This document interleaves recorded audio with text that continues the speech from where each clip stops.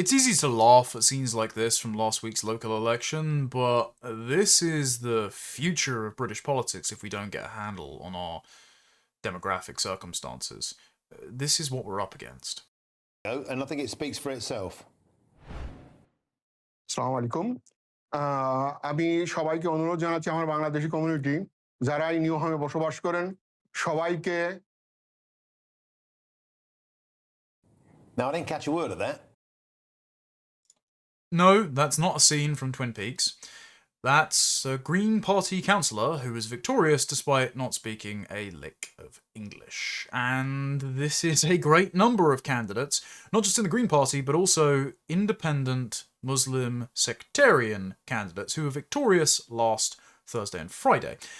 So there's this Telegraph article that points out that at least 257 victorious councillors could be identified as Muslim sectarians by the definition that they are individuals whose public politically salient behaviour made repeated references to Muslim transnational grievances, Kashmir, Gaza or Tehran. Just signing a Palestine solidarity pledge was not enough because plenty of Labour politicians have done that just to try and retain the Muslim vote. So over 250 candidates are either Green or Muslim independent sectarian candidates. So we are seeing the organic election of community representatives from essentially Muslim colonies established on British soil. And what do these people think? Well, there's new polling from Policy Exchange by Rakib Hassan, Andrew Gilligan, Paul Stott. All these guys do excellent research work and they're worth following. And this polling was conducted for Policy Exchange by JL Partners Polling. And they have surveyed 1,066 Muslim adults, ironic that it's 1066, right, between the 16th and the 27th of April 2026. And alongside this, a general population survey of 1,025 UK adults was held as a kind of contrasting control sample. So the findings include that only 33% of Muslims in Britain, they say British Muslims, but Muslims don't really consider themselves British, judging by their polling, would vote for the Labour Party, currently led by Keir Starmer, a significant drop from the level of British Muslims living in Britain, support traditionally enjoyed by the party, especially under the leadership of Jeremy Corbyn. 27% of Muslim respondents would vote for Zach Polanski's Green Party. 14% of Muslim respondents would vote for a pro-Gaza independent candidate, which is just 1% of the general population. So they are 14 times more likely to vote for a Muslim independent because they see them as representatives of their own ethnic and religious interests. And so if you just bring these people into the country, then you get Muslim politicians. And so the more people that are here, the more they're going to vote for their own kind against our interests. Because remember, loads of these people don't work. They're all net drains on the taxpayer. They turn the areas they live in into areas of Lahore or Islamabad or Mogadishu, and this is just not present for the native population who have nowhere else to go. This just shouldn't be the case in our country. So these people shouldn't be here. They shouldn't be eligible to vote. They shouldn't be eligible to stand in politics. Lots of these people should just go home and leave us in peace. If you want to live in a Muslim country, there are plenty of awful ones for you to choose from. I don't want that, thank you very much. 60% of Muslim respondents said they would consider supporting an independent candidate whose main position is to support Gaza to oppose Israel to prevent a Labour candidate from winning in their local area. 49% will consider voting for a Green candidate to prevent a Labour candidate from winning in the local area. So the 14% number is even higher when you adjust for the possibility of tactical voting. Only 1 in 10, by the way, of the general public would have voted for the Green Party. So much higher percentage of Muslims voting for the gay Jewish guy who is standing trans candidates just because they see those progressives as useful idiots to give them political power, and then they will lead them to the rooftops, I suppose, once they win. Purely metaphorically, of course. These numbers are very similar to those who would tactically vote to keep out reform. This is very important. 55% of Muslims would vote tactically for an independent and 48% for Greens to keep reform out of their area. So all the pandering that Nigel Farage has done to Islam, the installing of Layla Cunningham as their London mayoral candidate because, this is a quote from the meeting, she has half a chance to win because she's Muslim, the ascension of Zia Yusuf through the party from being a donor to party chairman to head of policy to now shadow home secretary, The insistence by Majid Nawaz that Nigel Farage can win the moderate Muslim vote, which presumably is so small that it's literally just Majid Nawaz at this point. All of this is a mirage. It's a dangerous fantasy that Reform should not be engaging in if they are to become the next party of government. And again, I'm not a Reform supporter. I'm banned from the party, apparently by Laila Cunningham personally. But I'm still going to live here, and so I want the next government to actually do good things. And so I don't want them acting off of fantasies and fictions and wishful thinking, which is going to pack their party full of people that are unprepared to do the necessary thing, like denaturalization and deportation, because they don't want to get disinvited from iftars. I mean, Laila Cunningham just gave an interview to The Independent, and even though she insists otherwise on Twitter, she insinuated that promising mass deportations caused them to lose in London.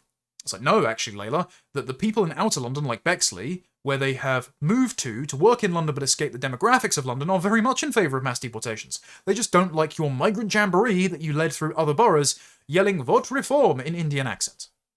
So, what you're going to see is an increasing separatism along ethnic and religious lines between the white British, particularly the working class who are voting for reform, and Muslim sectarian enclaves that are going to vote independent or green to punish Labour for their policy on Israel and Palestine, and to gatekeep against reform because they know that even if reform aren't prepared to send them home, the people voting for reform want to use reform to do that. When asked to rank their religious, British national, ethnic and local identities in order of importance, their own personal identity, 63% of Muslim respondents ranked their religious identity first, only 12% of the general population followed suit.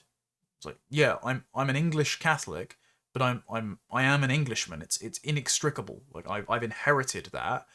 Whereas many Muslims identify with the Ummah over and above their national identity. And even within the Ummah, there are ethnic tensions. I mean, just look at the UAE, who privilege their own ethnic stock and then import a bunch of Pakistani temporary workers as indentured servants and slaves.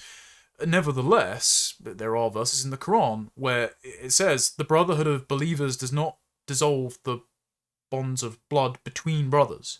So there is still a sense of ethnic clan and kin solidarity. It's just that the Ummah is like a global Muslim race with a shared goal of instantiating a global caliphate. So you have to understand the mindset these people have if you're going to let them into your country and interface with your politics. And understanding that mindset should be the reason why they're not let into your country and interfacing with your politics. Just look at this graph. If Reform think they're going to chase the moderate Muslim vote when they have the lowest rating among Muslims of any party, then they are just deluded. Muslims also want reparations from the British taxpayer for Gaza. 59% of the Muslim respondents in the survey support the idea of increasing income tax by 1p in every pound for a new UK government fund dedicated to the reconstruction of Gaza. This is 20% among the general population. I mean, why would 20% of the general population want to fund reconstruction efforts in the Middle East for a population that hates us? This is just bizarre. It's just more white guilt, right? But almost 60% of Muslims think Britain should be paying reparations for something that its population were never even involved in. We didn't benefit from this. In fact, we did the precise opposite. We've now had plenty of Palestinians come over on full-funded scholarships to live at taxpayers' expense as student refugees. None of us wanted this. And now, what? Muslims are promoting the idea that we should be paying for it? No, thank you. Oh, and another mental idea, by the way. Almost half of Muslim respondents support the idea of banning all Israeli-built technology from the NHS. Look, fine, I understand the idea of not wanting to do business with countries and companies that you object to. But this also is a little bit gin-brained. Like, what do you think? The defibrillator is going to steal your soul like Shang Tsung or something? I don't really care if I'm on the operating table which company built the technology that's going to save my life. I think there are probably some higher priorities on the issues facing the country. But again, they don't really consider themselves to be part of our country. This is just about the moral crusade, the zero-sum game that they are locked in with other ethnic and religious groups competing for the same stretch of Holy Land. As for Islamic blasphemy laws, 52% of Muslim respondents support making it a criminal offence to show or create images which depict their Prophet Muhammad. That's only 17% among the general population. 63% of Muslim respondents support making it a criminal offence to burn holy books such as the Bible and the Quran. Okay, well, I don't think they care about the Bible. This is only 37% of the general population.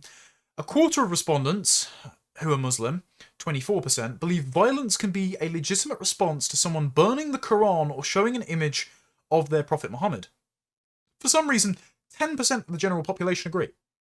Now, that's probably, at this point, about the size of the Muslim population in Britain. But that means there's going to be some demented white progressives that think that Muslims are right to go and stab someone who speaks ill of Muhammad.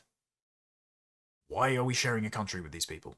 Oh, and if you thought the Green policy to make it really difficult to own dogs or even walk them in public spaces was a bit conspicuous, well, more than half of the general population opposed the banning of dogs from the majority of public outdoor spaces, 55. This falls to only 32% for Muslims. Around a quarter of Muslims support the idea, 27, dropping to 1 in 5 of the wider public. So 27% of Muslims support banning dogs from public spaces. How are you going to walk your dog? And that's the point. They don't want you to, because they have this weird, superstitious belief about dogs being demons. And so, it's no wonder that the Green Party are on a crusade against, dog walking and alcohol, despite wanting to, decriminalise hardcore drugs, which conspicuously Pakistani enclaves seem to be profiting from as the vehicle for trafficking that enables the grooming gangs. It just raises an eyebrow, that particular policy pandering to a certain client group, doesn't it? They were also asked about whether or not they support bans on opposite-sex mixing, and the report authors point out here, so-called free mixing between the sexes is frowned upon with more socially conservative elements of the Muslim population. Free mixing is known as ikhtilat, and it refers to the unrestricted mingling of unrelated men and women in the same space, considered to be prohibited to maintain modesty and guard against forms of temptation, fitna, which could lead to actions which could be perceived as immoral, zina, or, haram behaviours. Dogs, which are the most popular pet choice in the UK, are viewed in certain Islamic circles as ritually impure, najis, especially their saliva and wet fur, and there's an ongoing debate about whether public spaces should be more inclusive through the introduction of dog-free zones or their wider banning from public spaces, in an effort to decolonise the countryside. How about no? How about you go back to a country that is more suitable for your weird prejudices and superstitions? Anyway, they did some polling, and they found that only 17% of the general population support the idea that public spaces should be sex segregated among people who aren't blood related. But 32% of Muslims support public spaces being segregated between men and women.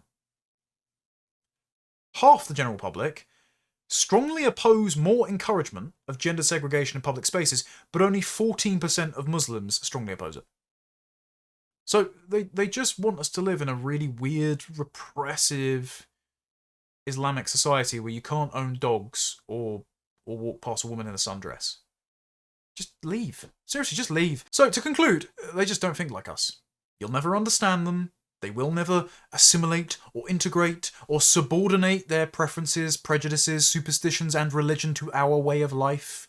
They will never cease in their political ambitions. They will look for any opportunity to infiltrate politics and enact their will in the areas where they have sufficient demographic might to elect their own representatives and run it like a little Sharia colony.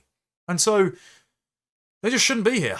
They shouldn't be interfacing with our politics. They shouldn't be given any quarter in public life. Islam just doesn't belong in Britain. Multiculturalism was a mistake. Our tolerance has been taken as weakness. And it's time we reverse mass migration.